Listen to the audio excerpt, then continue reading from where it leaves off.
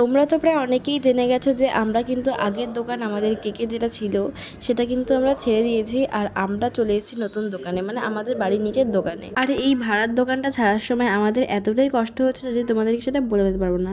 তাহলে চলো প্রথম থেকে ভিডিওটা শুরু করা যাক। সো হ্যালো এভরিওয়ান, আমি Arpita and welcome back to our new video.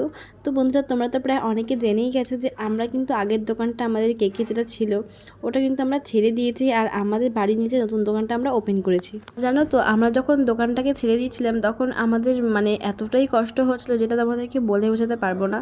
কারণ এই দোকানটা আমরা এতটাই ভালোবাসা দিয়ে আমরা মানে শুরু করেছিলাম, যেটা মানে অনেক কষ্ট করে দোকানটা আমরা খুলেছিলাম।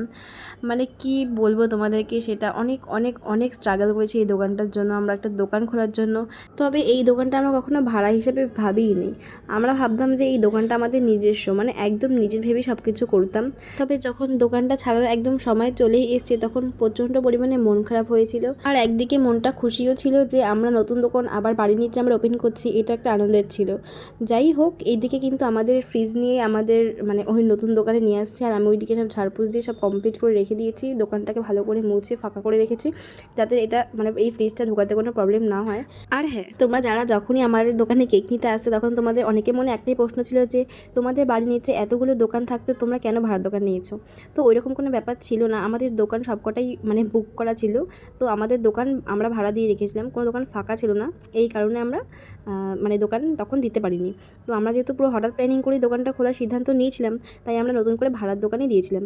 যাই হোক, তোমাদেরকে পুরো ক্লিয়ার করে দিলাম ব্যাপারটা। আর এইদিকে দেখো আমাদের নতুন দোকানে তো ফ্রিজটা পুরো ঢুকিয়ে দিয়েছি আর এই আজকে রাতের মধ্যে সমস্ত ডেকোরেশনের জিনিসপত্রগুলো কিন্তু সাজিয়ে ফেলবো।